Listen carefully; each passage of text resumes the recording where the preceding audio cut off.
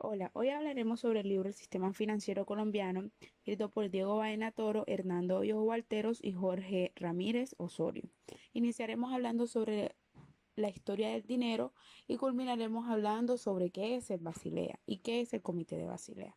Esperamos que disfruten este video. Gracias. Historia del dinero en el mundo. Desde tiempos remotos, el hombre ideó sistemas para valorar las cosas y poder intercambiarlas. Primero se utilizó el trueque, después el intercambio y luego surgió el dinero. Las tribus idearon una forma de obtener los productos que no cultivaban a través del uso de alimentos, tales como las nueces, las vacas, las gallinas, entre otros, como una forma de pago eficaz entre las mismas comunidades. Esto contó con una aceptación general, por lo que se designó como único medio para conseguir lo que le faltaba. Luego de esto se idearon nuevas formas de pago, las cuales fueron fáciles de transportar, no se desgastaran y se fraccionaran de forma sencilla. Por tanto, se cambiaron las nueces por la sal, como medio de pago, depósito de valor y unidad de cuenta. Tiempo después, en un momento dado y con el fin de extender el poder en todos los confines de la tierra, se crearon las monedas. Esto se le nombró a toda pieza de oro, plata, cobre u otro metal que sirviera como medida común para el precio de las cosas. Luego de esto, y varias décadas después, surgieron los títulos expendidos por la nobleza, que certificaban una cantidad de dinero en oro o plata y de las cuales servían como pago por estos. Gracias a la creación de estos títulos se pudieron efectuar préstamos en las plazas a personas de confianza y del cual surgió el concepto del dinero fiduciario, el cual se funcionaba por la confianza entre las personas. Finalmente, gracias a todo esto, surge el dinero y sus diferentes clases. Siguiendo con la historia de la creación del dinero en el mundo, hablaremos sobre la historia de la moneda en Colombia. En 1620 se crea la primera Casa de la Moneda Americana, que produjo monedas de oro conocida como la Casa de la Moneda de Santa Fe de Bogotá. La creación fue emitida por el rey Felipe III y su funcionamiento empezó en 1621. Para la producción de monedas en la Nueva Granada le otorgaban el permiso a una persona particular, la cual se encargaba de la acuñación. Esto con el fin de crear un sistema monetario uniforme para toda América Española. Además, las primeras monedas de oro y plata se conocían como macunías o de martillo. Por otra parte, en 1756, bajo el mando del rey Solís, se inauguró la nueva Casa de Moneda y empezó la producción de monedas circulares llamadas cordoncillo. La moneda después de la independencia. Luego de la época de la colonia se heredó una gran variedad de monedas y durante la época de la independencia se acuñó una gran cantidad de monedas, especialmente para financiar los gastos de la guerra independentista. Cada bando acuñaba sus propias monedas, así el bando realista producía unas y el bando patriota otras. En 1870 se fundó el primer banco privado, el Banco de Bogotá, y de ahí en adelante fueron muchos los bancos privados que empezaron a surgir. Algunos de estos fueron el Banco de Antioquia, el Banco de Colombia y el Banco Popular. Poco a poco sus billetes empezaron a ganar la aceptación de la población.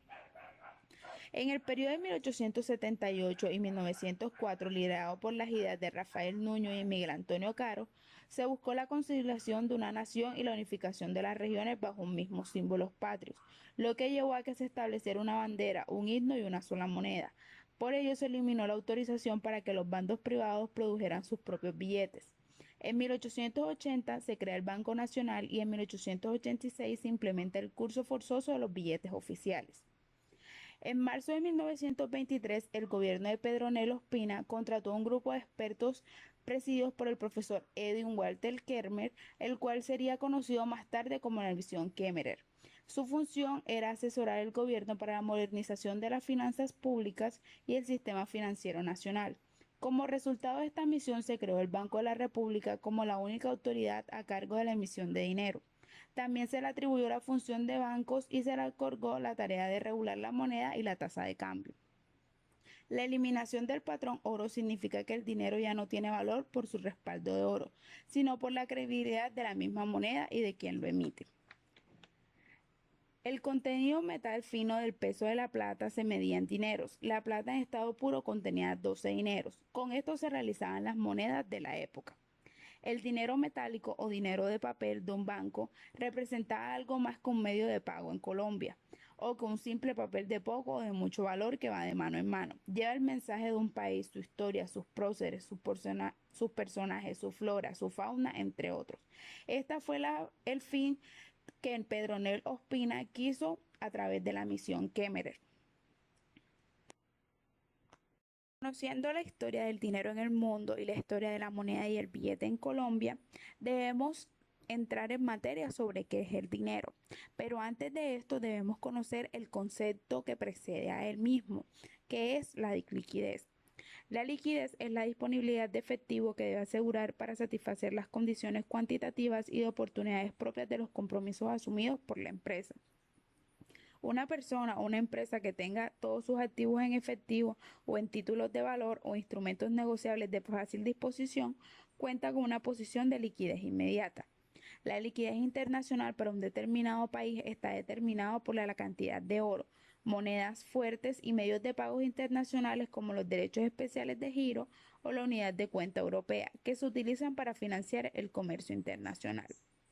El efectivo, las cuentas corrientes, los CDT, las acciones, los bonos, los automóviles, entre otros, son ejemplos de estos bienes. Siguiendo con esto, la liquidez se divide en dos, el dinero y el cuasi dinero. El dinero es un medio de pago de aceptación general. Este proviene de la autoridad pública y de las costumbres. Cualquier mercancía es susceptible de ser usada como medio de cambio, como patrón común de los precios de los demás mercancías y como medio de realización de pagos diferidos.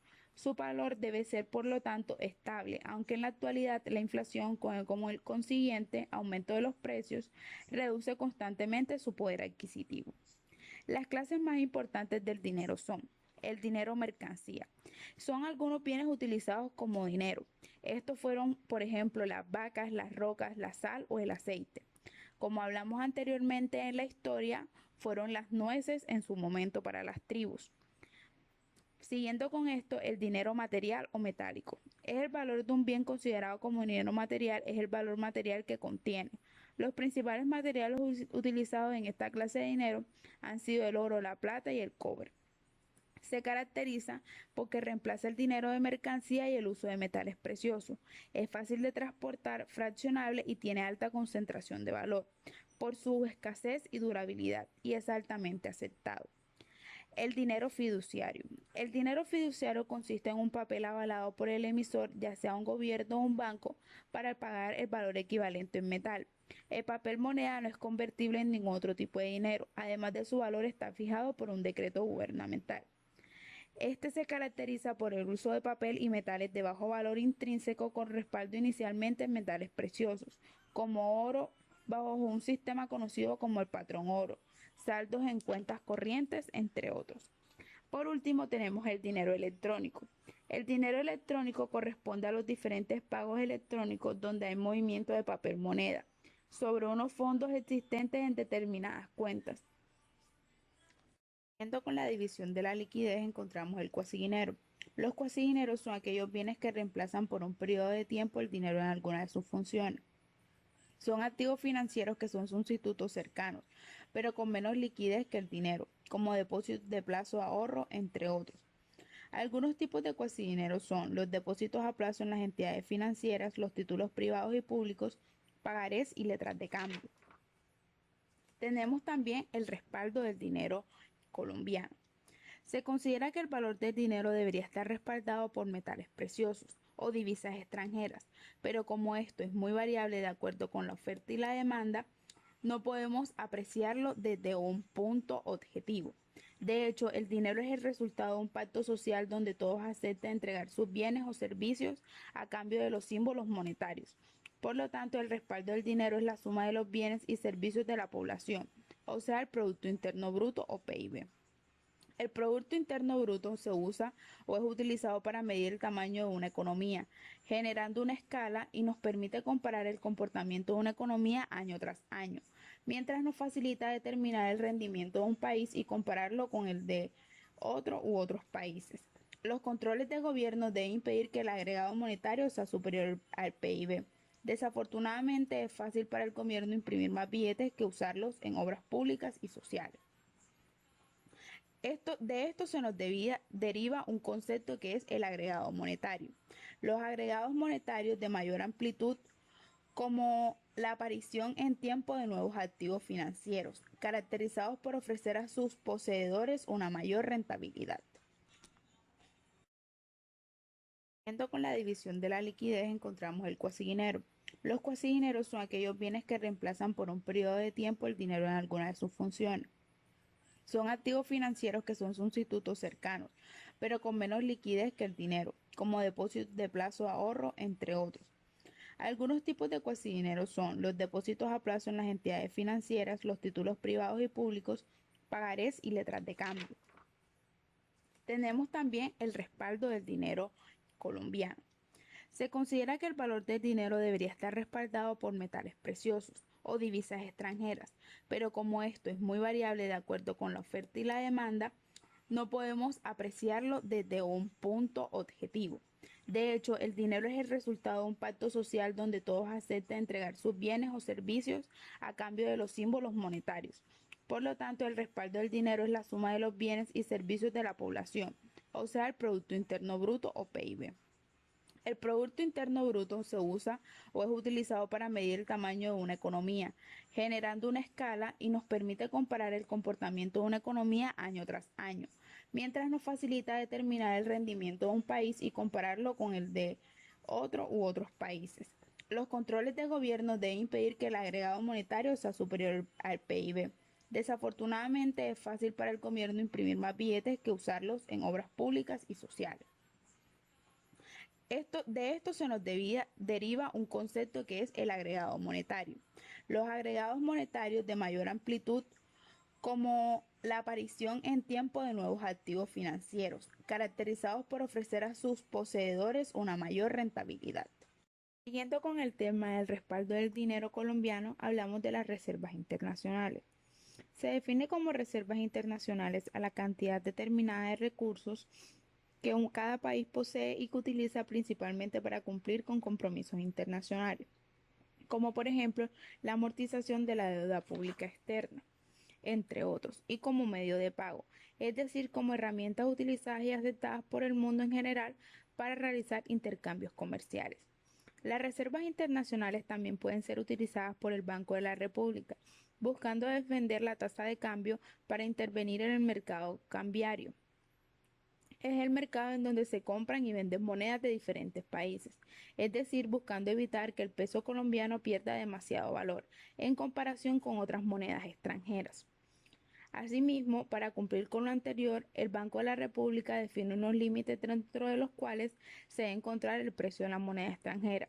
Cuando el valor de la moneda extranjera excede dichos límites, el banco decide vencer reservas internacionales para que la moneda extranjera tenga más oferta, no sea tan escasa y pierda valor en comparación a la moneda local. Entre más reservas internacionales tenga un país, más respaldo existe para defender el valor de la moneda local. El aumento de las reservas internacionales es el resultado de ciertas transacciones que un país realiza con el exterior. Las transacciones que permiten aumentar las reservas internacionales son, entre otras, las exportaciones, los créditos de bancos extranjeros, las transferencias o giros hacia el país hechos por colombianos en el exterior y la inversión extranjera en el país.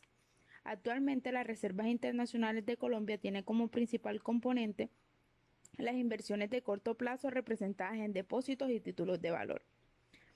Bueno, además de esto, se resume que el respaldo del dinero colombiano está reflejado en la cantidad de agregados monetarios, en poder de instituciones financieras y en público general, a través de la circulación de dinero, además en la cantidad representada en las reservas internacionales. Política monetaria. La política monetaria es una parte de la política económica que se encarga de velar de por qué en el país se mantenga la cantidad de dinero que garantice la estabilidad de la economía nacional. Se entiende de forma directa con el mercado del dinero. Los instrumentos de la política monetaria. Los instrumentos más usados de la política monetaria son la tasa de interés, las OMA, el coeficiente obligatorio de reservas y el encaje bancario.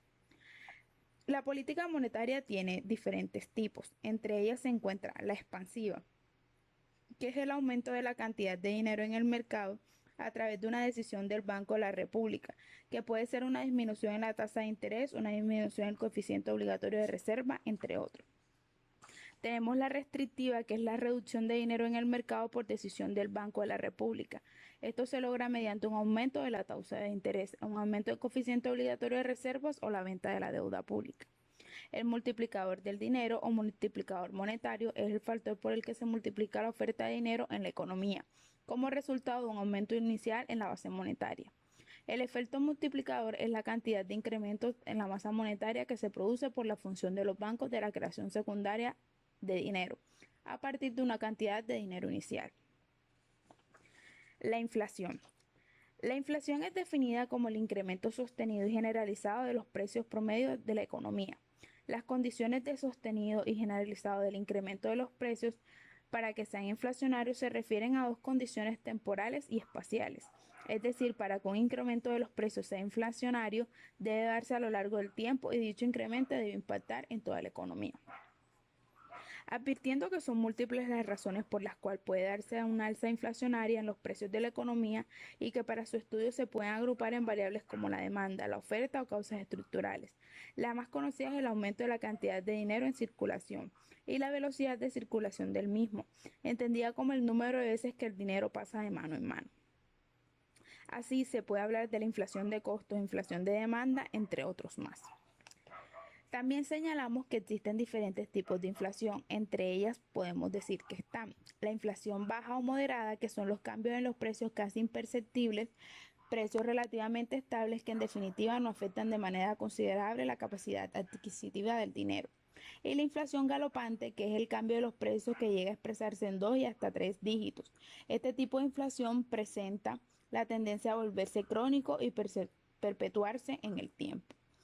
Por último, tenemos la hiperinflación, que es el tipo de inflación de alza de los precios que puede llegar hasta el 1000%. La producción es desorganizada y los precios son caóticos. Siguiendo con los términos de liquidez y dinero, llegamos a los conceptos financieros básicos. Por tanto, debemos saber cómo se forman las tasas de interés. Inicialmente se requiere que dentro del mercado de fondos participen aquellas personas o empresas que presentan excedentes de tesorería o alta liquidez en sus actividades diarias, ya sea de forma temporal o permanente. También se requiere en un sentido opuesto de otras personas o empresas que presentan insuficiencia de dinero. Por tanto, esta liquidez o baja solvencia para la ejecución de sus diferentes inversiones programadas y que reanudarán en la actividad operacional a la que se dediquen, ya sea de esta forma temporal o permanente. El ingreso de estos dos participantes, tanto de oferentes como de los demandantes en el mercado de fondos, es el comienzo de la formación de las tasas de interés. Por tanto, el oferente espera una tasa de interés atractiva para el uso de sus recursos disponibles y el demandante espera que la tasa de interés más baja para la utilización del dinero, como financiación de sus diferentes inversiones. Esto se regula a través de dos gráficas. Cuando el punto de la gráfica está hacia arriba, los oferentes del mercado de fondos, personas o empresas con suficiente cantidad de recursos económicos, entre otras palabras, excedentes de tesorería, entregan sus dineros a cambio de una determinada tasa de interés. Y cuando este va hacia abajo, los participantes, que son los demandantes, es decir, aquellos individuos, personas o empresas que requieren utilización de recursos externos en sus finanzas, están dispuestos a pagar una tasa de interés, preferiblemente la más baja del mercado. Cuando estos dos llegan a un mismo punto y se cruzan, se llama el punto de equilibrio. El punto de equilibrio de la tasa de interés para la oferta y la demanda de dichos fondos es que esta es igual. Cuando hay suficientes excedentes de tesorería por los dineros captados, la tasa de interés disminuye. Si por el contrario la demanda de crédito es superior a los depósitos de ahorro, la tasa de interés aumentará. Intermediación financiera.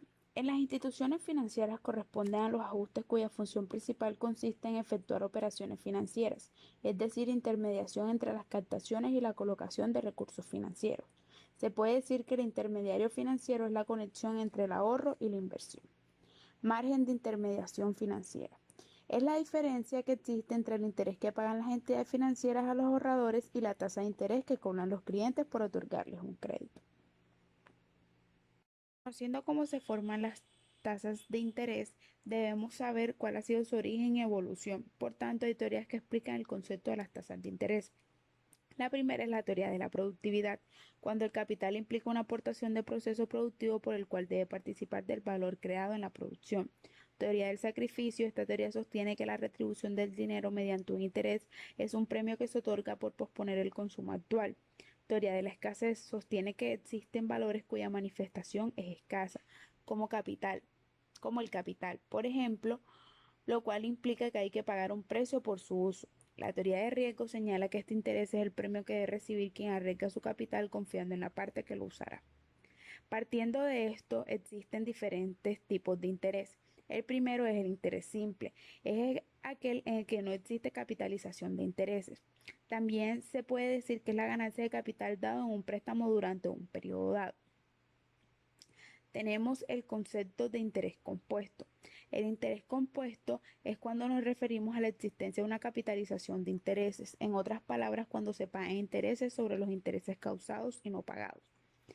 Otro concepto de esto sería que es la forma de cálculo basada en la idea de que los intereses se reinvierten o se capitalizan y generan por lo tanto un valor acumulado expresado como interés compuesto. También tenemos el interés nominal, que es aquel que figura como un pactado en un determinado título para la liquidación correspondiente y sobre una base específica. Es conocido también como una tasa de interés no ajustada por la inflación. Este se divide en dos, vencido y anticipado. El interés efectivo, por otra parte, es una tasa efectiva cuando partiendo de la existencia del interés compuesto se efectúa el cálculo de la rentabilidad que se devenga en un determinado periodo.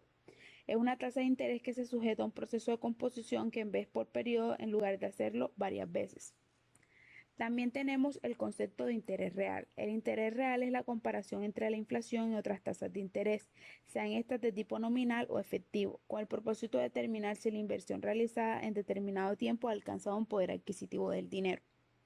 Tenemos la tasa efectiva combinada, la cual la rentabilidad de la tasa se ve afectada por dos variables, la tasa de interés pactada y el tasa de cambio, que es la TRM, al momento de la constitución y liquidación de la transacción.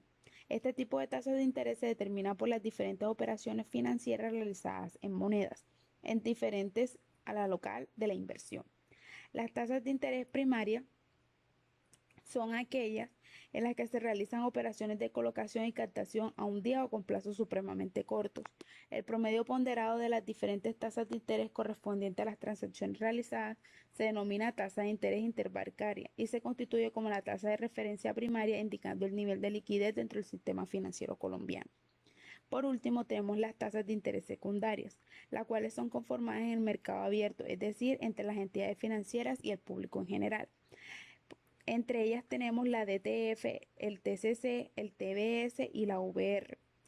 Explicando un poco alguna de estas, tenemos que la DTF es un indicador que recoge el promedio semanal de la tasa de captación de los certificados de depósitos a término CDT a 90 días de los bancos, corporaciones financieras de ahorro y vivienda y compañías de financiamiento comercial y es calculado por el Banco de la República.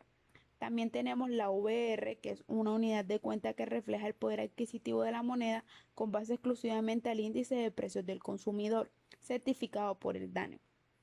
Por último, tenemos la TCC, que es la tasa promedio de captación de los certificados de depósito a término de las corporaciones financieras y es calculado por el Banco de la República. Ya conociendo sobre la historia de la moneda, cómo se mueve el dinero, cómo se genera y cuál ha sido su trayecto en Colombia, pasaremos a cómo se origina y evoluciona el sistema financiero colombiano.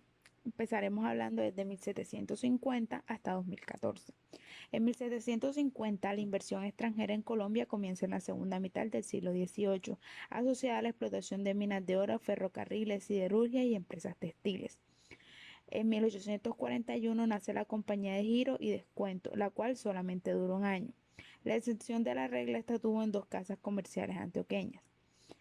En 1871, el 2 de enero, se funda el primer banco privado exitoso, el Banco de Bogotá, promovido por un amplio grupo de empresarios hacendados bogotanos. En 1876, el 1 de abril, se funda el Banco de Colombia, el cual junto con el Banco de Bogotá, fundado en 1871, ayudaron al éxito de la banca libre.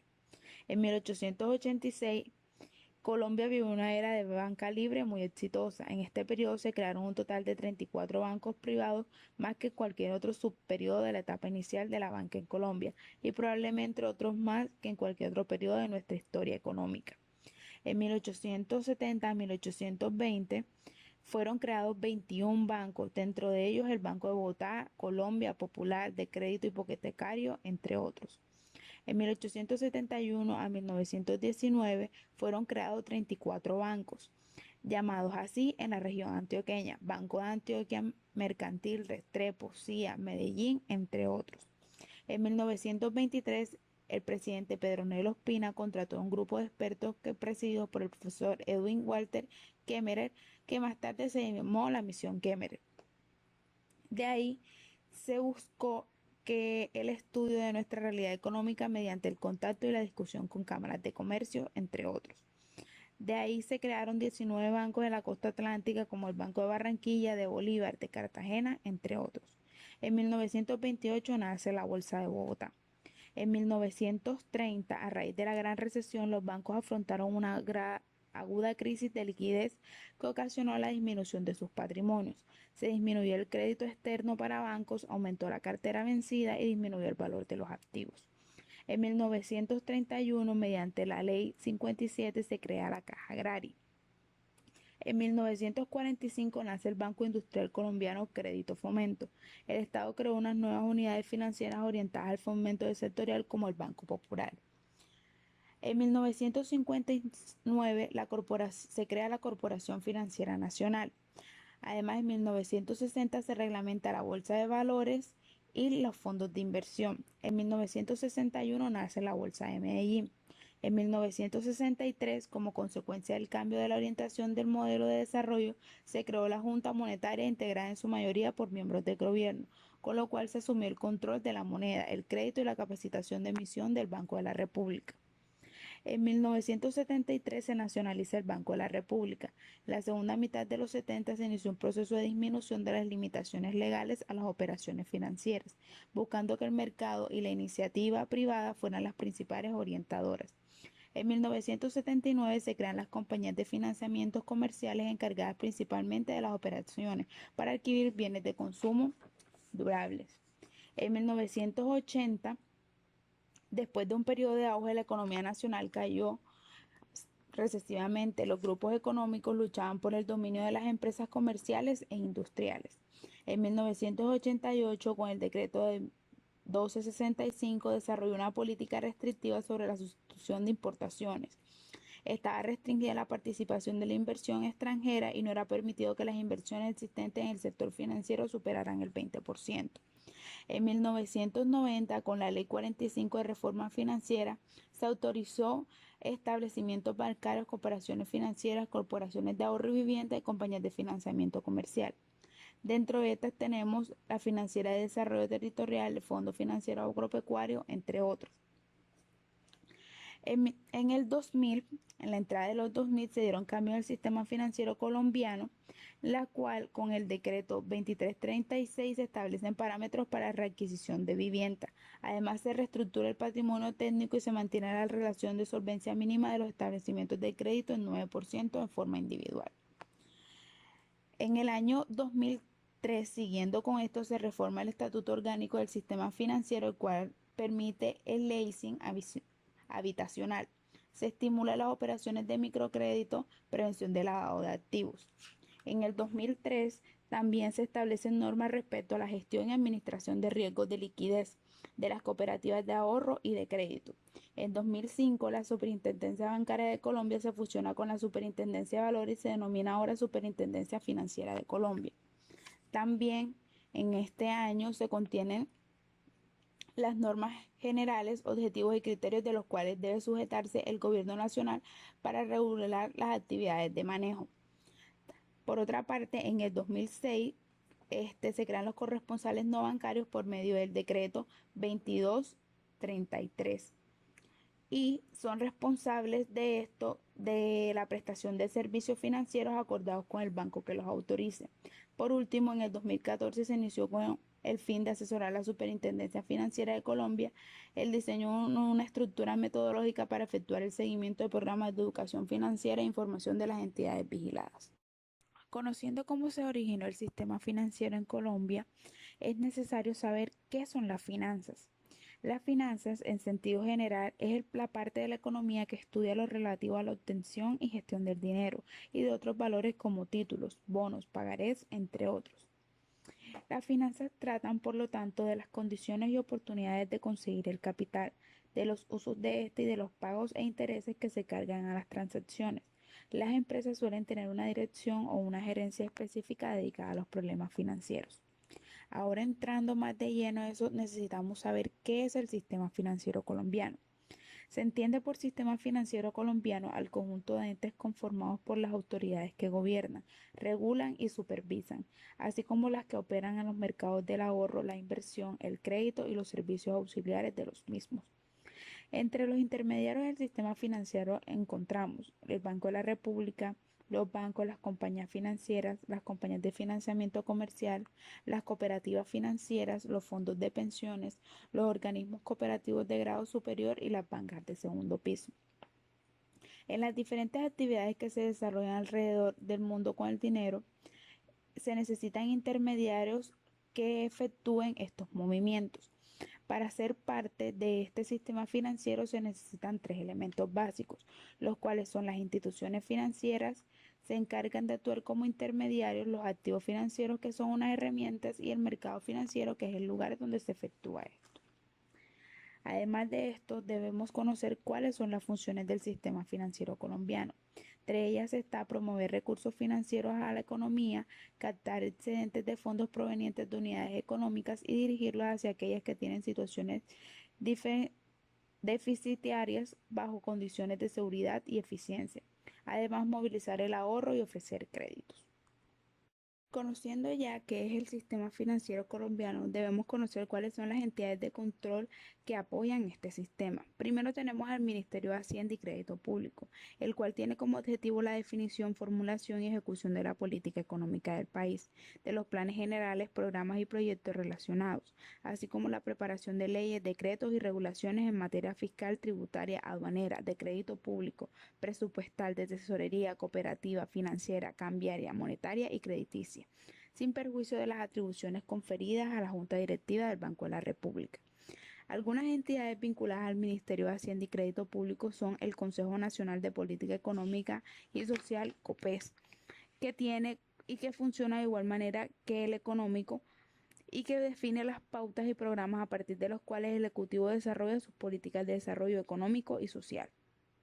Además de esto, tenemos el Departamento Nacional de Planeación, el cual es un organismo institucional que asesora principalmente a la administración y constituye el conducto por medio del cual el presidente de la República ejerce una función de máximo orientador de la planeación nacional. Tenemos también el Consejo Nacional de Política Fiscal, el cual es el encargado de dirigir la política fiscal y coordinar el sistema presupuestal. Tiene dentro de sus funciones aprobar y modificar y evaluar el plan de financiamiento del sector público. Por otra parte, también tenemos como apoyo al sistema financiero el Ministerio de Agricultura y Desarrollo Rural, el cual tiene dentro de sus funciones formular políticas para el desarrollo del sector agropecuario, pesquero y rural, además de orientar y dirigir la formulación de planes, programas y proyectos que requieren el desarrollo del sector agropecuario. Tenemos también el Fondo de Garantías Institucionales Financieras FOGAFIN, que es una persona jurídica autónoma de derecho público y de naturaleza única sometida a la vigilancia de la Superintendencia Financiera. Su objetivo consiste en la protección de la confianza de los depositantes y acreedores en las instituciones financieras inscritas, preservando el equilibrio y la equidad económica. Por último, dentro de este apoyo tenemos el Ministerio de Comercio, Industria y Comercio, el cual apoya la actividad empresarial de productoras de bienes y servicios y tecnología para mejorar su competitividad e incentivar el mayor valor agregado de esta. Unas entidades vinculadas al Ministerio de Comercio, Industria y Comercio son ProColombia.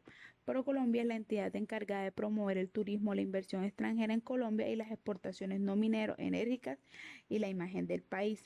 A través de una red nacional e internacional de oficinas ofrece apoyo y asesoría integral a los clientes mediante servicios e instrumentos dirigidos a facilitar el desempeño y la ejecución de estas estrategias. Por último, tenemos Por penúltimo tenemos al Fondo Nacional de Garantías, que es una entidad de economía mixta vinculada al Ministerio de Comercio, Industria y Turismo, que ha evolucionado para contribuir con el desarrollo sostenible del país, otorgando garantías que permitan las MIPYMES. Por último, tenemos a Bancoldex, que es una sociedad anónima de economía mixta vinculada al Ministerio de Comercio e Industria y opera como un banco de redescuento que ofrece productos y servicios financieros a las empresas que forman parte de la cadena exportadora de bienes y servicios colombianos.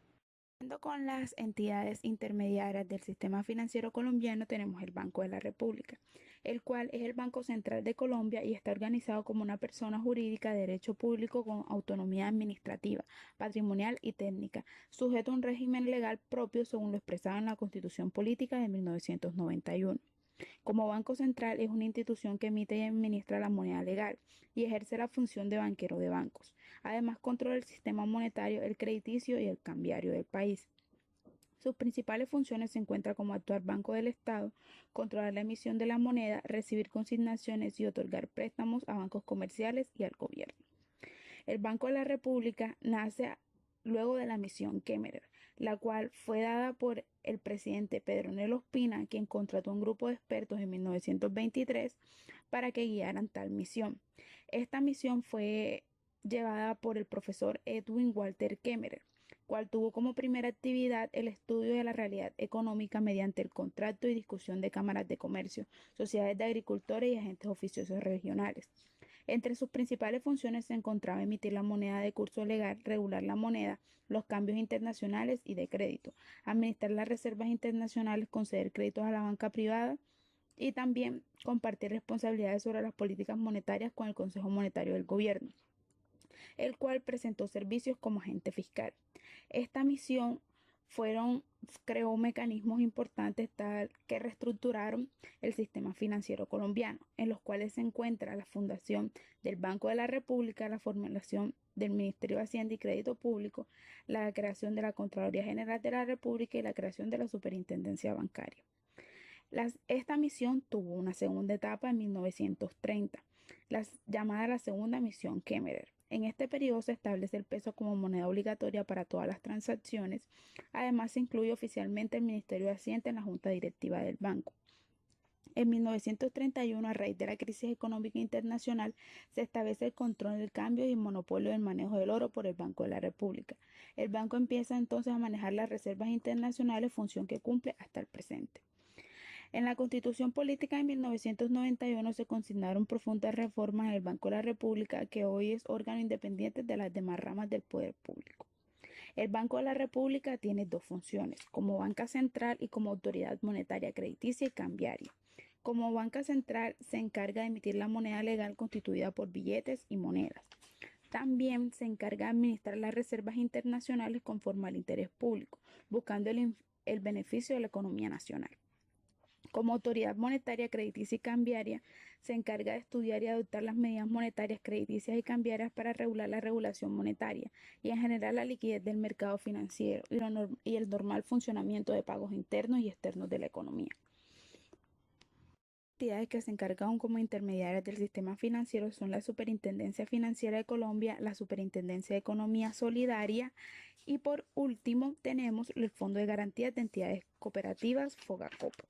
El primero, la Superintendencia Financiera de Colombia, tiene como objetivo supervisar el sistema financiero colombiano con el fin de preservar la estabilidad, seguridad y confianza, así como promover, organizar y desarrollar el mercado de valores colombiano y la protección de las inversiones ahorradoras y aseguradoras.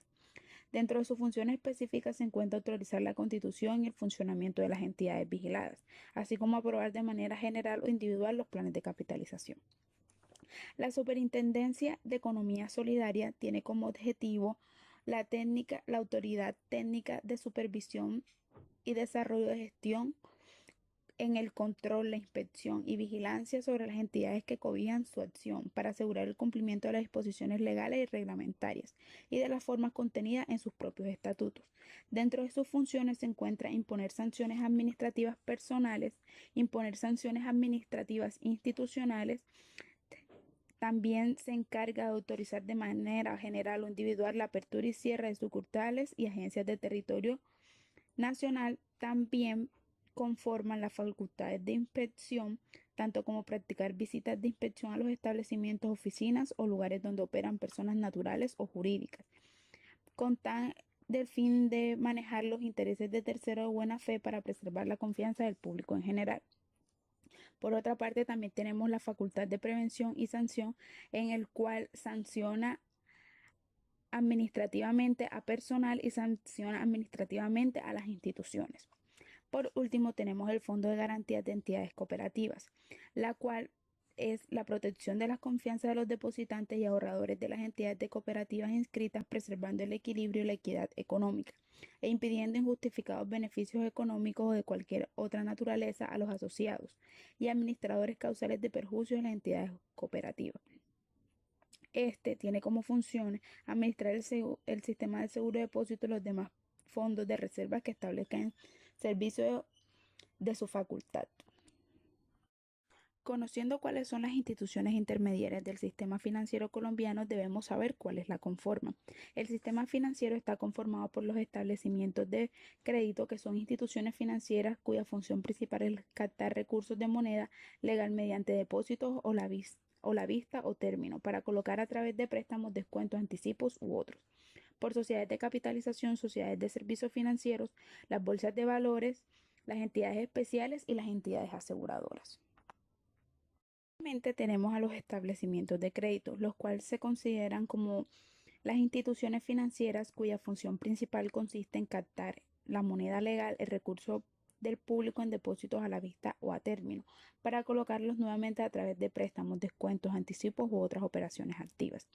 Estos pueden ser las corporaciones financieras, los bancos, las compañías de financiamiento comercial y las entidades cooperativas de grado superior. Las corporaciones financieras son aquellas instituciones que tienen por función principal la captación de recursos a término, a través de depósitos o de instrumentos de deuda o plazo, con el fin de realizar operaciones activas de crédito y efectuar inversiones, con el objeto primordial de fomentar o promover la creación de reorganización, fusión, transformación y expansión de las empresas. Uno de los ejemplos de las corporaciones financieras tenemos la Corporación Financiera de Colombia y la banca de inversión Bancolombia, S.A., que también puede llamarse Inversión Bancolombia Financiera. Dentro de sus operaciones se encuentra emitir bonos de garantía general de la moneda nacional, promover la creación, la organización, la fusión, la transformación y expansión mediante las operaciones autorizadas por las normas legales. Siguiendo con esto tenemos los bancos. Los bancos son las instituciones financieras que tienen como función principal la captación de recursos en cuenta corriente bancaria, también la captación de otros depósitos a la vista o a término, con el objetivo primordial de realizar operaciones activas de crédito. Los principales tipos de bancos son los bancos comerciales, los bancos privados, los bancos extranjeros, los bancos oficiales y los bancos de fomento y los bancos hipotecarios. Los bancos comerciales quieren decir que son un establecimiento que se dedica al negocio de recibir dinero o fondos de otras personas en depósito general para usar sus recursos y sus fuentes propias para financiar a otras personas. Bueno, el banco también presta unos servicios, las cuales son los servicios electrónicos, los modos de transferencia sincronía, los POS, entre otros. Las operaciones bancarias que se dan dentro de esta institución se encuentran descontar y negociar pagarés, giros, letras de cambios y otros títulos de deuda, así como también recibir depósitos en cuenta corriente a término de ahorros, conforme a las prevenciones contenidas en el Código de Comercio. Los bancos mantienen unas operaciones activas. Estas operaciones son las colocaciones que realizan los establecimientos de crédito de los recursos obtenidos a través de las operaciones pasivas, los cuales también pueden ser de recursos propios o incluso de préstamos provenientes de otras instituciones. Luego de esto también conocemos términos que se dan en estas instituciones, como son el sobregiro bancario. El sobregiro bancario consiste en una modalidad de crédito que el banco concede a un cliente para librar cheques hasta por una determinada suma, cuando no dispone de una parte o no de una totalidad de los fondos. Esta también se encarga de dar crédito por medio de tarjetas, el cual es un cupo de crédito de carácter rotativo aceptado por el comercio como un medio de pago, con el que se pueden adquirir bienes o servicios. Tenemos las aceptaciones bancarias, las cuales son unas operaciones comerciales mediante la cual el banco se obliga a efectuar el pago a su vencimiento de una letra de cambio del beneficiario, que ha sido adquirida por un comprador mediante una modalidad de financiación.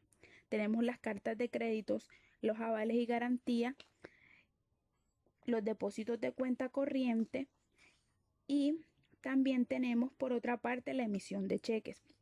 Dentro de los cheques tenemos los cheques cruzados, los cheques fiscales, los cheques para bono en cuenta y el cheque certificado. Estas cuentas corrientes que mencionamos anteriormente pueden ser individuales, colectivas o conjuntas. Dentro de esta emisión se encuentran también los depósitos de cuentas de ahorros en los bancos, que son los valores recibidos de una persona natural o jurídica con un depósito mínimo inicial cuyo saldo no podrá ser inferior a este. Los bancos también prestan los servicios de ahorro tradicional y los certificados de depósitos de CDT. Estos son un título de valor libremente negociable, en el cual un ahorrador podrá depositar un montón mínimo de dinero para retirarlo después de un determinado tiempo, obteniendo como beneficio los intereses conocidos de inversión. Todos estos se conforman como unas entidades de establecimientos de crédito. Estos también tenemos a los redescuentos y la emisión de votos. El redescuento es un cupo de crédito al cual tiene derecho el establecimiento de crédito establecidos legalmente en el país, cuya finalidad es suministrar la liquidez necesaria para su normal funcionamiento y hacer posible la satisfacción de sus obligaciones contractuales y legales. Se da una emisión de bonos, que los cuales son títulos de valores representativos de la deuda de instituciones que los emiten. Por último, tenemos las operaciones neutras, las cuales conforman las cajillas de seguridad, las referencias bancarias, las remesas de cobro y las garantías. Los bancos también cuentan con un portafolio de productos, los cuales vinculan al cliente día a día y les muestran estrategias comerciales tales como los microcréditos, la banca cooperativa, la banca comercial, la banca personal, entre otros. Siguiendo con las entidades de crédito, tenemos las compañías de financiamiento comercial, las cuales son instituciones que tienen por función principal captar recursos a término, con el objeto primordial de realizar operaciones activas de crédito para facilitar la comercialización de bienes y servicios y realizar operaciones de arrendamiento financiero o leasing. Dentro de las operaciones de las compañías de financiamiento comercial tenemos captar ahorro a través del depósito a término, negociar títulos de valores emitidos por terceros, otorgar préstamos, entre otros. Sus servicios se encuentran en el leasing, el factoring, el crédito comercial, créditos de consumo y los ahorros, como CDTs y cuentas de ahorro. Hay compañías especializadas en el leasing. ¿Qué se entiende por leasing? Leasing es una técnica de crédito profesional que comporta un contrato de alquiler de equipos mobiliarios e inmobiliarios acompañados de una promesa de venta u opción de compra del arrendatario. Sin embargo, se debe tener en cuenta que la gran mayoría de leasing que se formalizan son utilizados como una alternativa de financiación mediante un préstamo, ya que la adquisición de un activo a través del leasing nos permite acelerar la velocidad de amortización del mismo y por tanto anticipar los ahorros fiscales que la amortización genera. Bueno, este leasing tiene diferentes tipos de modalidades, que se encuentra como el leasing financiero o de entrega de bienes y el leasing operativo o de prestación de servicios. El leasing financiero es un contrato en virtud del cual una compañía arrendadora entrega a título de arrendamiento unos bienes, financiando su uso y goza a cambio de pago de canones durante un plazo determinado, pactándose por el arrendatario la facultad de ejercer una opción de adquisición final del periodo.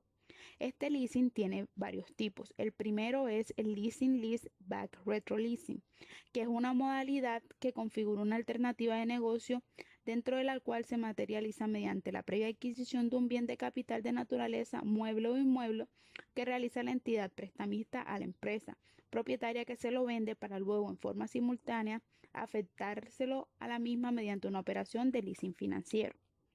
Tenemos el leasing inmobiliario, que es un contrato a través de la cual las entidades bancarias y las compañías de financiamiento comercial autorizadas por la Superintendencia Financiera entregan al usuario una vivienda a cambio de un pago de canon de periodo por un plazo convenido mínimo de 10 años. Tenemos el leasing de infraestructura, que son los proyectos en los sectores tales como transporte, telecomunicaciones, energía, agua potable, saneamiento básico y otros. El leasing de importaciones es en el que se encarga de un personal especializado de la asesoría y coordinación de todos los trámites de importaciones y nacionalizaciones de activos. También tenemos dentro de los tipos de leasing el leasing habitacional. El leasing habitacional es el contrato a través del cual las entidades bancarias y las compañías de financiamiento comercial autorizadas por la superintendencia entregan a un usuario una vivienda a cambio de un pago de canon. El leasing, Heito Leasing, se liberan recursos para capital de trabajo o inversión. El cross-border leasing es un contrato del cual la compañía de leasing y el locatario se encuentran en países distintos y se rigen por sistemas legales diferentes. Tenemos el leasing sindicado, el leasing internacional y por último en esta clasificación, y estos conforman a la clasificación del leasing financiero. Siguieron el leasing operativo o prestación de servicio, que es un contrato en virtud de la cual una persona natural o jurídica denominada arrendadora entrega o llama arrendataria la tendencia a un bien para su uso, goce o cambio de un canon o renta de periódico. En este caso, la opción de compra solo se presenta excepcionalmente y de existir es por el valor comercial del bien. El financiero, la vocación del bien es pasar el patrimonio al locatario y el operativo consiste en permanecer el poder del arrendador. Siguiendo con esto, debemos decir que este tipo de modalidad tiene muchas ventajas. Dentro de ellos, que es que no exige entrega de dinero inicial por parte del cliente. Por otra es que reduce las exigencias del capital de trabajo. Y por último, los activos no corren con ajustes por la inflación del arrendador. En casos que no es recomendable usar el leasing cuando en razón del desarrollo tecnológico la probabilidad de obsolencia es muy alta o si la inversión requiere grandes erogaciones de capital. Esto con el fin de generalizar cuáles son los beneficios de la empresa y cuáles serían las modalidades que optarían por este. Otro tipo de servicio que ofrecen estas entidades son el factoring. El factoring es el índice de liquidez de productividad, competitividad y rentabilidad para la empresa. Por ello, las operaciones de factoring se convierten en una operación de recursos financieros a disposición de la empresa. El factoring tiene diferentes modalidades, el cual es el convencional con notificación al vencimiento, sin notificación, entre otros. Uno de los beneficios de esto es que la anticipación de los recursos derivados de las facturas permite tomar descuentos por pronto pago de proveedores, así como realizar pagos inherentes a su capital de trabajo. Siguiendo con las entidades que conforman el sistema financiero colombiano, tenemos las sociedades de capitalización.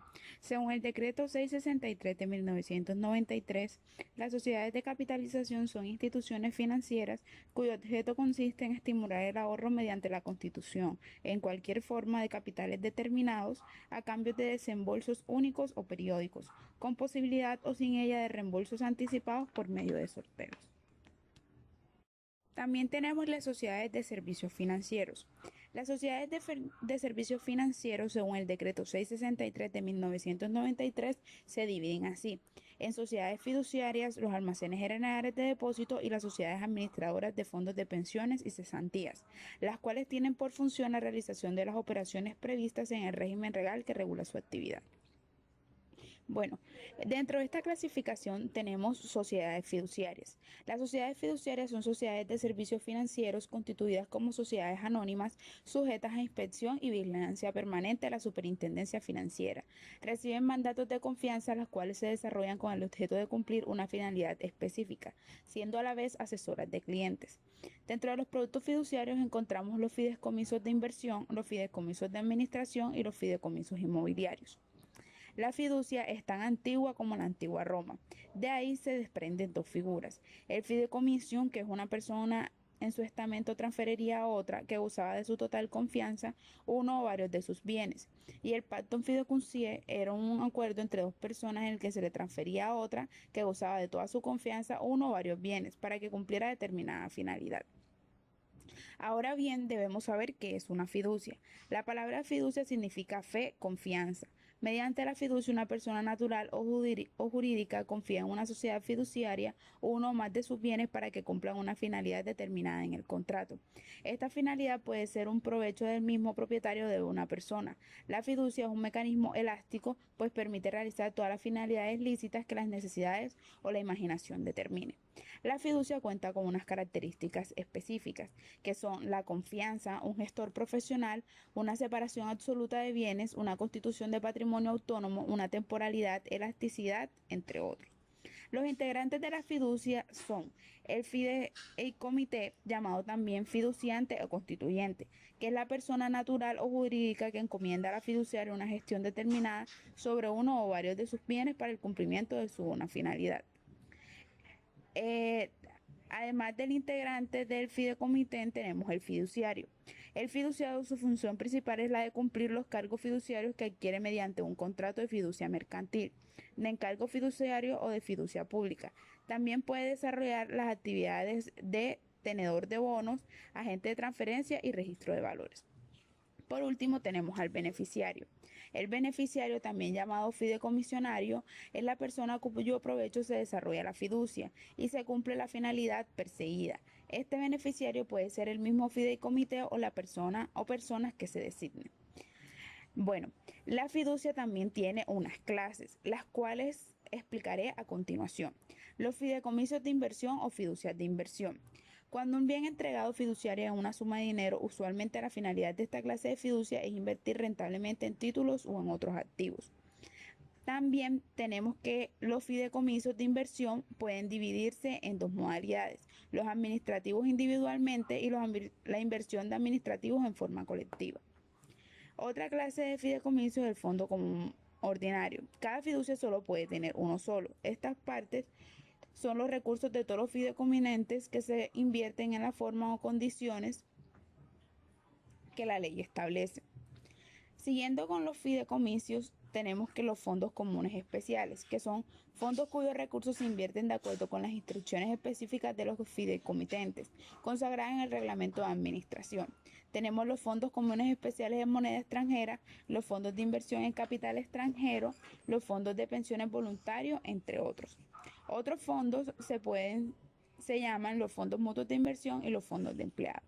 Otra clase de fideicomiso es el fideicomiso inmobiliario. A la sociedad fiduciaria le es entregado un bien inmueble con el fin principal de desarrollar un proyecto de construcción inmobiliaria. Adicionalmente, bajo el nombre de fideicomiso o fiducia inmobiliaria, se agrupa una serie de servicios que prestan las fiduciarias al sector inmobiliario. Este tipo de fiducia, una persona entrega un inmueble para luego obtener un beneficio mayor. También tenemos el fideicomiso de administración, las cuales son todas las fiducias que el fideicomitente entrega con diferente dinero para que lo administre de forma prevista con el contrato. Hay de emisiones de bonos o de papeles comerciales y de liquidaciones comerciales. Los primeros se encarga la realización de ciertas gestiones especiales, tales como son permite que las entidades emisoras se dediquen sin desviar ni su atención ni sus recursos humanos económicos al desarrollo de la actividad. La fiducia por la liquidación de sociedades comerciales tiene dos tipos, que son de herencia o legados de bienes de incapaces y de seguros de vida.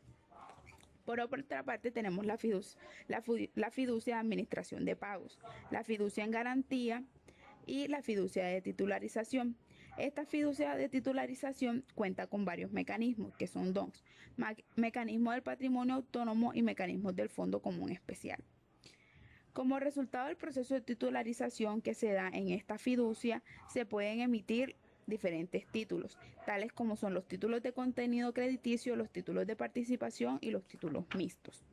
Por otra parte, las personas que intervienen dentro del proceso de titularización son el originado, que es la persona natural o jurídica de la cual es la propietaria de los activos que van a titularse. El estructurador del proceso es quien realiza las proyecciones financieras, el agente de manejo, que es la sociedad fiduciaria que emite los nuevos valores en representación del patrimonio autónomo, el administrador, que es la entidad administrativa de los bienes titularizados, la cual recauda los flujos dichos bienes se generan. Y por último, el colocador, que es la persona o entidad encargada de colocar los títulos en el mercado.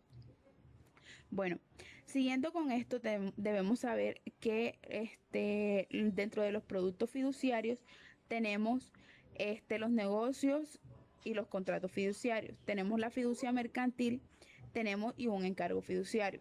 Estas fiducias también están vigiladas e inspeccionadas por la superfinanciera. La superintendencia financiera ejerce sobre las sociedades fiduciarias una inspección y una vigilancia similar a la que se les ejerce sobre las entidades financieras. Es permanente y se ejerce tanto en relación con la sociedad fiduciaria misma como en relación con los pagos que ésta desarrolla. De las sociedades de servicios financieros tenemos los almacenes generales de depósito, cuyas funciones son las operaciones relativas de las mercancías, la expedición de certificados de depósito y bonos de prenda, la intermediación aduanera y la vigilancia de bienes dados en garantía, en operación de crédito. Las operaciones relativas a estas mercancías son constituidas o se constituyen en el futuro y tienen por el objeto el depósito, la conservación y custodia, el manejo y la distribución, la compra y la venta por cuenta de sus clientes y de mercancías por productos de procedencia nacional o extranjera. Dentro de este proceso hay expedición de certificados de depósito y bonos de prenda, hay una intermediación aduanera, una vigilancia de bienes dados en garantías y operaciones de crédito. Los créditos solo se otorgan con recursos propios del almacén, los cuales deberán exigir adecuadas garantías a sus clientes. Las inversiones. Las inversiones pueden ser de dos tipos, las inversiones en activos fijos y las inversiones de capital. Las inversiones de activos fijos, las empresas de almacenes generales de depósito solo podrán poseer una propiedad, aquellos inmuebles que sean necesarios para lograr el adecuado de sus fines y de su objeto social. Los muebles y inmuebles que sean obligados a recibir por cuenta obligaciones constituidas a su valor, los valores que deben adquirir conforme a sus deposiciones legales y las acciones y las entidades que no persigan este fin de lucro.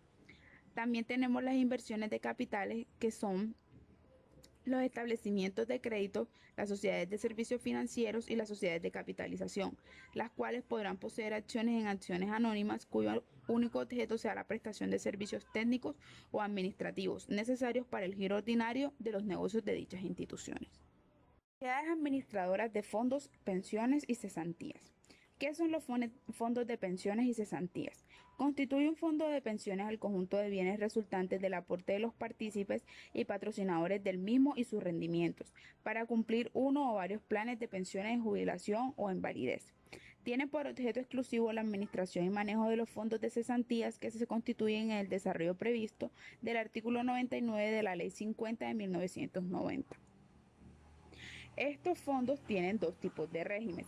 El régimen de prima media, los cuales los afiliados o sus beneficiarios obtienen una pensión de vejez, de invalidez o sobreviviente, o una indemnización previamente definida.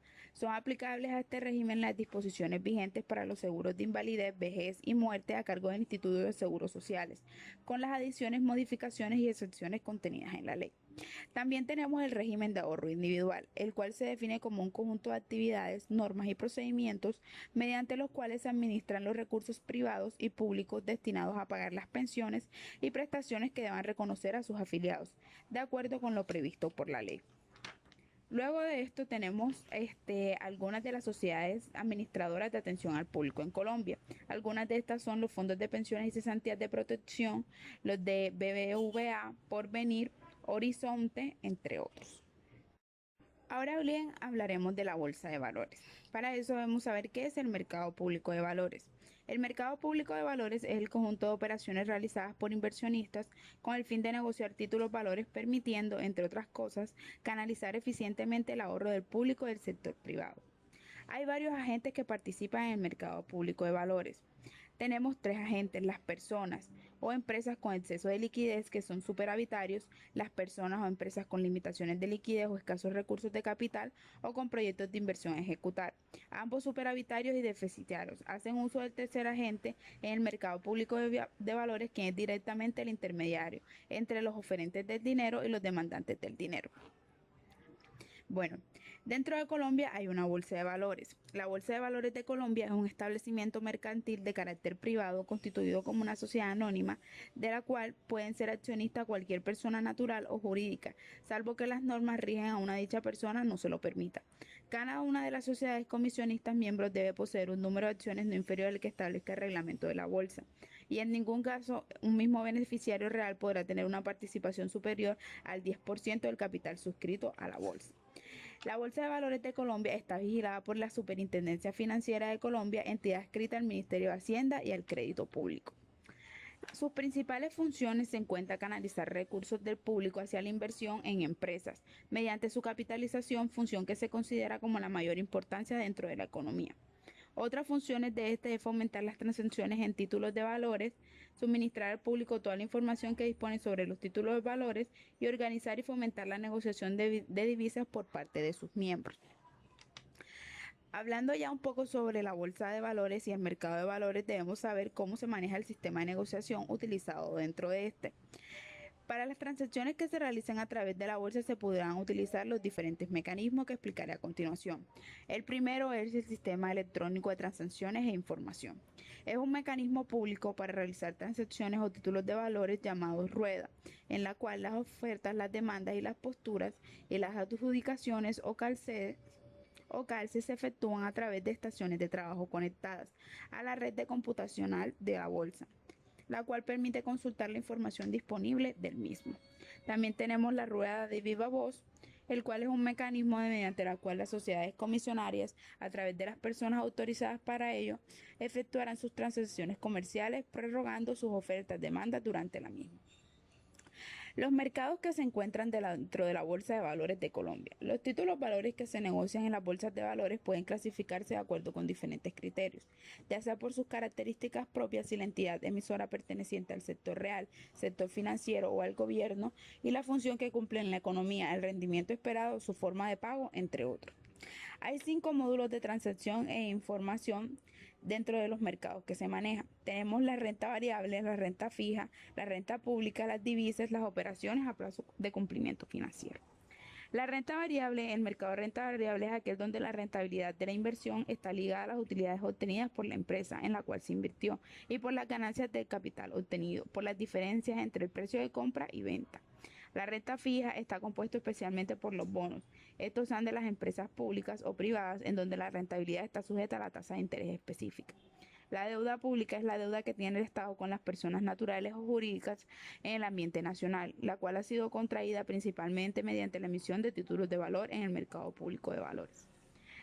Las divisas, a partir de la resolución del 8 del 2000, dice que las firmas comisionarias quedan autorizadas para ser intermediarias de cambiarios. De esta forma, el valor agregado para los usuarios finales del mercado de divisas es poder acceder a un nuevo grupo de intermediarios para efectos de hacer sus negociaciones con ellos. Las operaciones a plazo de cumplimiento financiero. Las operaciones son clasificadas como derivados y estos pueden definirse en términos generales como aquellas operaciones financieras que pueden ejercerse para comprar o vender activos en el futuro. Estos se pueden clasificar en contratos de futuro sobre las operaciones a plazo de cumplimiento financiero, el forward y otros. Las ventajas de cotizar dentro de la bolsa de valores son muchas y yo les mencionaré algunas. Dentro de ellas, aprovechar unos beneficios tributarios dados por el gobierno, además que financian el crecimiento y el fortalecimiento empresarial. Dan incentivo a trabajadores y a otros públicos y por tanto generan grados altos de competitividad y excelencia dentro del mercado. Las sociedades administradoras de fondos de inversión.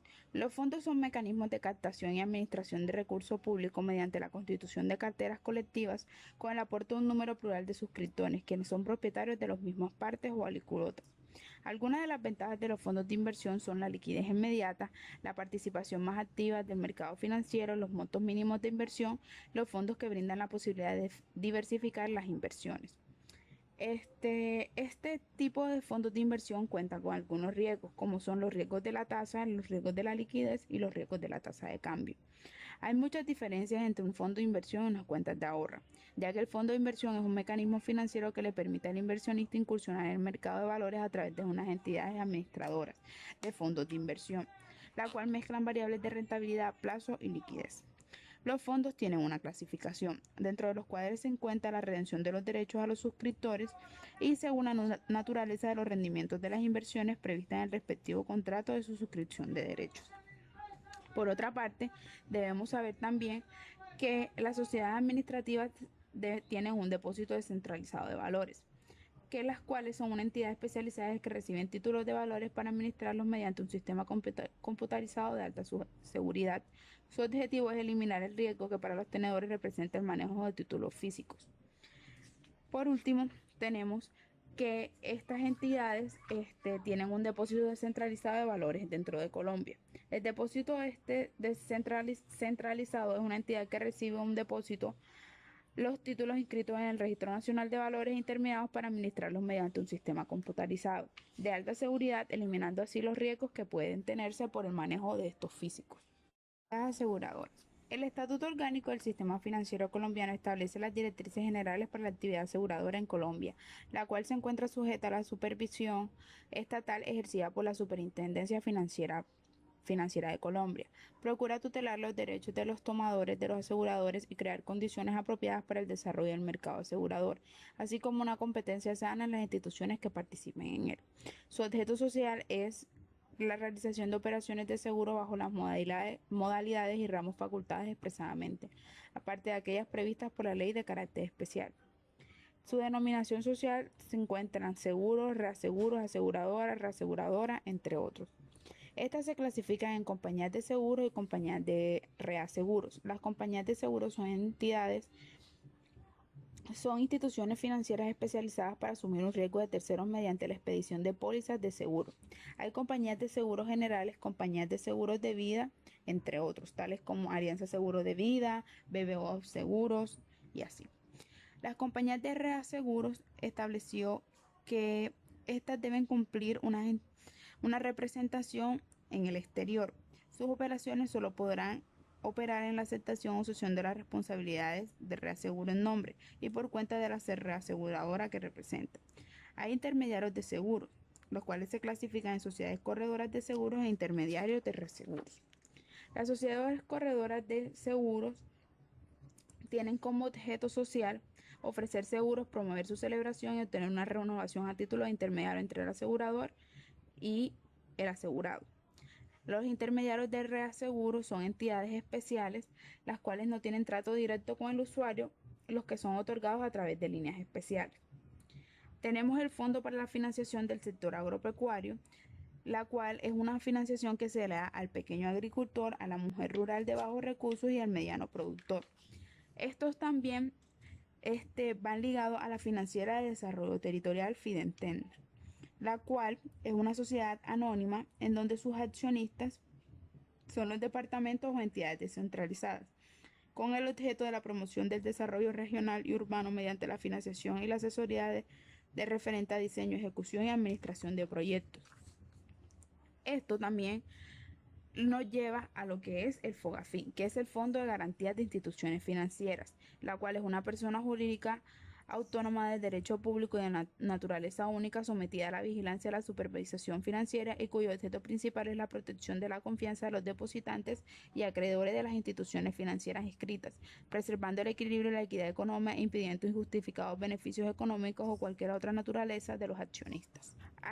Existen gremios financieros en Colombia. Dentro de estos encontramos la Asociación Bancaria y Entidades Financieras de Colombia, la cual tiene funciones de administración interna, manejo de relaciones políticas, el Estado con el sector financiero y el resto del sector privado, la prestación de servicios, la información interna y pública y la Secretaría de la Asamblea General, Junta Directiva, Juntas Sectoriales y Comités Técnicos. Tenemos el Instituto Colombiano de Ahorro y Vivienda, dentro del cual tiene como función y actividad canalizar inquietudes, necesidades y propuestas de los afiliados y representar las entidades pertinentes. Crear instituciones anexas para el desarrollo de actividades específicas para decisión del Consejo Directivo.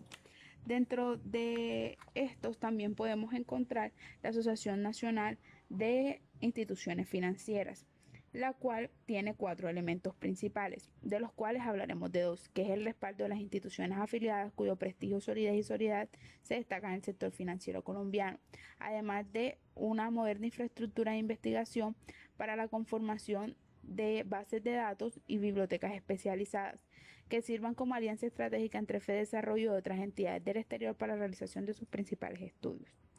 La Asociación de Financiamiento Comercial.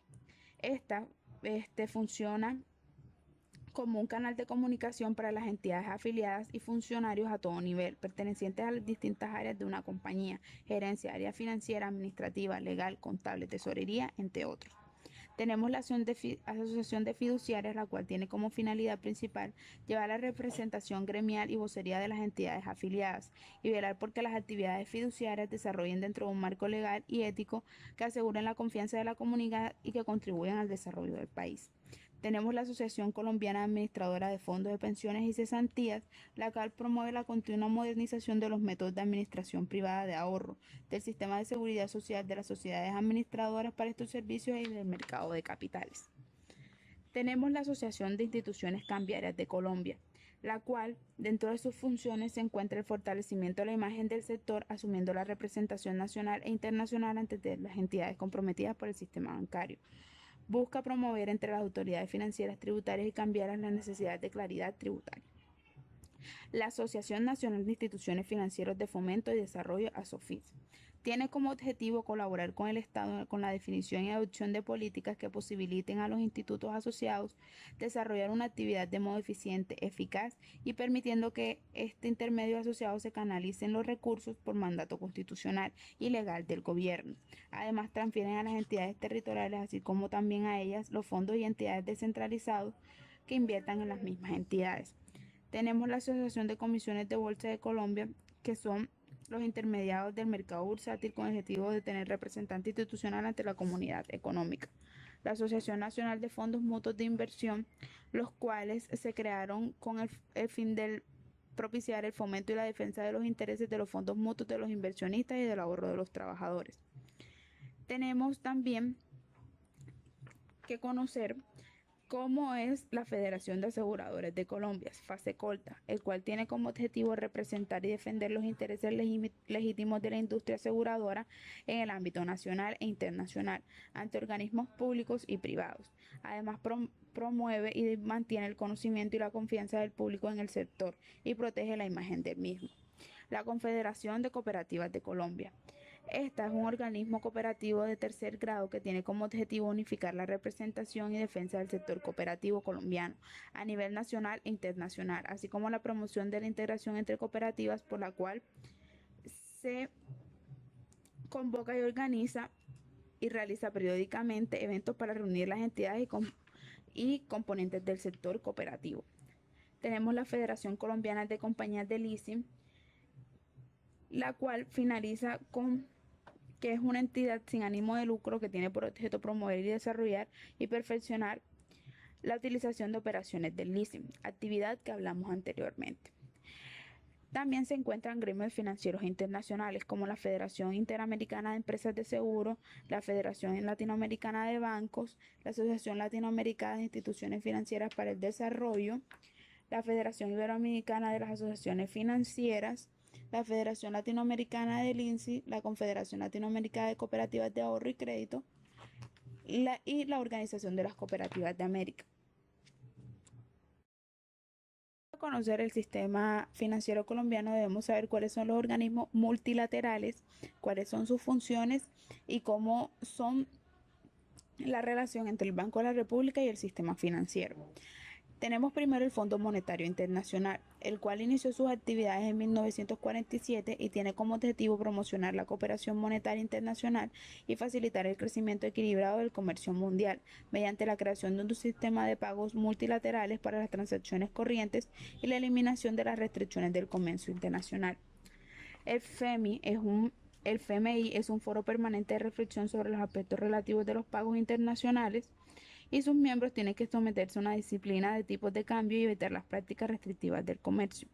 Esta es una institución central del sistema monetario internacional, el sistema de pagos internacionales y el tipo de cambio de las monedas nacionales que permiten la actividad económica dentro del país. Dentro de sus funciones se encuentra fomentar la cooperación monetaria internacional por medio de la asesoría a los países en materia de manejo monetario, ayudar a establecer un sistema multilateral de pagos para transacciones corrientes que se realicen entre los países miembros y promover la eliminación de restricciones cambiarias que dificulten la expansión del comercio mundial. También tenemos al Banco Mundial. El Banco Mundial es un organismo económico internacional fundado junto al Fondo Monetario Internacional tras la conferencia de Bretton Woods en 1944, con la función de conceder créditos a escala mundial, pero muy especialmente a los estados en vía de desarrollo. Este es una fuente vital de asistencia financiera y técnica para los países de desarrollo del mundo. No son un banco en sentido corriente. Esta organización internacional es propiedad de 185 países miembros y está formada por dos instituciones de desarrollo singulares. Tenemos el Banco Interamericano de Desarrollo, el cual tiene por objeto, a través de la actividad financiera, estimular las inversiones de capitales públicos y privados para acelerar el proceso del desarrollo económico de los países miembros. Su actividad primordial es la concesión de préstamos que generan el desarrollo, así como promover la asistencia técnica necesaria para la ejecución mayor del contribuyente de fondos. Tenemos las corporaciones interamericanas de inversiones y la Corporación Andina de Fomento, la cual tiene como función y objetivo fundamental financiar proyectos industriales relacionados con el proceso de integración comercial entre los 5 países miembros, de los cuales Colombia hace parte. Tenemos también en los bancos de pagos internacionales. Los bancos de pagos internacionales es un banco central de bancos centrales de Basilea, el cual realiza diferentes operaciones bancarias y actúa como agente o trust para préstamos internacionales. Tenemos el Banco de Exportaciones e Importaciones, el cual está dedicado a la financiación de las operaciones de comercio exterior en el mundo, buscando favorecer a las naciones de las cuales proviene de manera prioritaria. Tenemos la Corporación Financiera Internacional, la cual es una entidad adscrita al Banco Mundial, encargada especialmente de propiciar con ayuda financiera y asesoría el crecimiento de empresas privadas productivas en el países miembros en proceso de desarrollo. Tenemos el Banco Internacional de Reconstrucción y Fomento, el cual es conocido como Banco Mundial y se encarga de financiar la reconstrucción de los países afectados por la guerra, los mismos de los proyectos que elevarán el nivel de vida y la productividad de los países en desarrollo. Esta es una organización internacional cuya misión original era financiar la reconstrucción de los países devastados por la Segunda Guerra Mundial. Tenemos por último, pero no menos importante, la Corporación Interamericana de Inversiones, la cual tiene como objeto promover el desarrollo económico de sus países miembros regiones en procesos de desarrollo mediante el estímulo de establecimiento, ampliación y modernización de empresas privadas, prioritariamente pequeña y mediana escala, de tal manera que se completen las actividades del banco. Normatividad que rige el sistema financiero colombiano. El esquema del sistema financiero colombiano antes de la vigencia de la Ley 45 de 1990 representaba una estructura oligopólica bajo el esquema de banca especializada. Era poco competitivo e ineficiente.